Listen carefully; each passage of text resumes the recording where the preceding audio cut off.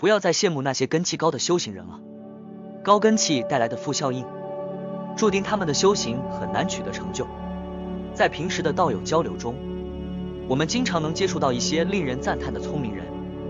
他们有多聪明呢？他们只是依靠看看道书丹经，只是依靠一些公开的残缺法门，就领悟到了一些实修的功法和道理，领悟到了一些被隐藏的事实真相。然后他们依据自己的领悟，初步有了一定的验证，但是他们的成就也仅限于此了，很难再有进步。怎么说呢？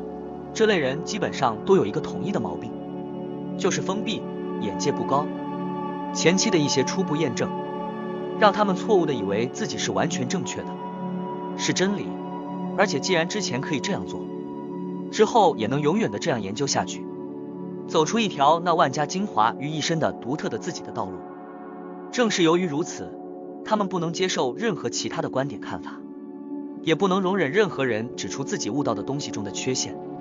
他们可能不知道，修行法门都是无数代前贤付出巨大代价不断完善的，或者他们自以为自己聪明到可以一个人做到这些而不付出代价。他们可能不知道，基础上一些小的漏洞，完全可以导致将来一座大厦的垮塌。他们可能不知道，天下还有不同的体系架构，不同的看待事物的角度，不同的达成同一目的的方法。他们可能不知道，公开流传的东西大多谬误百出，残缺不全，没什么精华可供吸纳。所谓没有门户之见，博采众家之长，实际上就是泯灭了体系架构，将18道名菜炖成了一锅大锅菜。狭窄封闭的眼界和残缺的体系架构成为了他们的死穴。所以很可惜，他们的聪明令人赞叹，但仅仅是小聪明，而没有机会成为大智慧了。像这一类人，如果他们自始修炼就有一个好的师傅，实际上这就不成为缺点，而且还是个优点。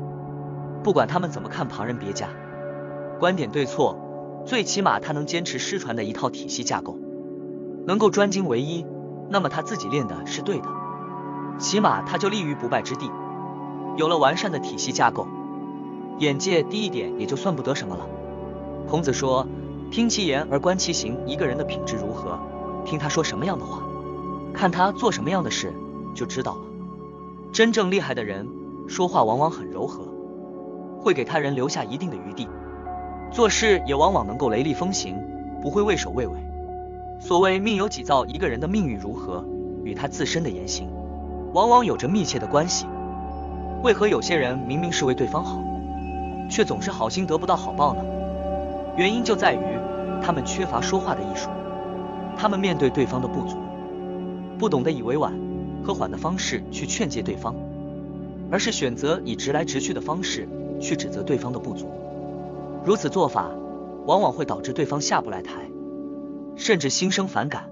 人人都喜欢听悦耳的话，既然是劝诫对方，希望对方听从自己，那么就要顺应人性，把逆耳忠言变得顺耳一些。人非圣贤，孰能无过？过而能改，善莫大焉。面对他人的无心之过，如果言语过硬，很可能会导致对方变本加厉。唯有点到即止，顾及到对方的感受，才能令对方更容易反思自己，从而改正自身的错误。疾言厉色从来不能彰显一个人的强大，言语温和才能体现一个人的从容与智慧。有人说，能扛事才是一个人最了不起的才华，深以为然。所谓的能扛事，其实有两个方面，一个方面是有能力，另一个方面是有责任心。一个人如果没有能力，那么他即使有扛事的愿望，也无济于事。只有修炼好内功，让自身变得强大起来，才能得到他人的信赖。有些人明明有能力，却难以得到他人的信任，这是为何呢？原因就在于他们缺乏责任心。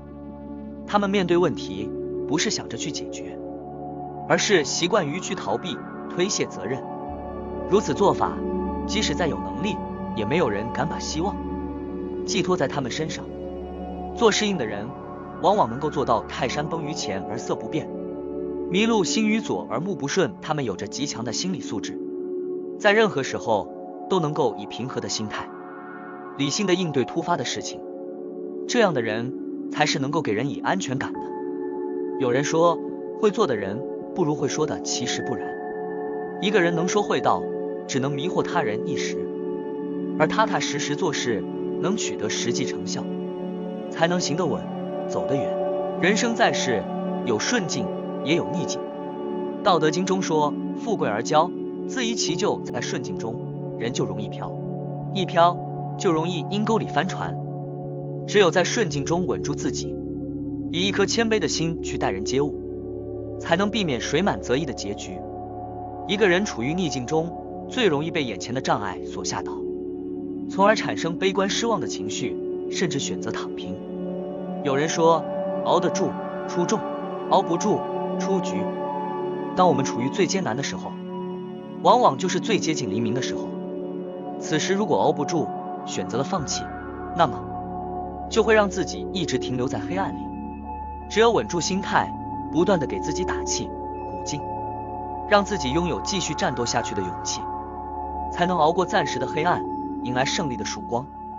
很多人把善于与他人相处定义为高情商，事实上，真正的高情商是善于与自己相处，在顺境中稳住自己，不骄狂，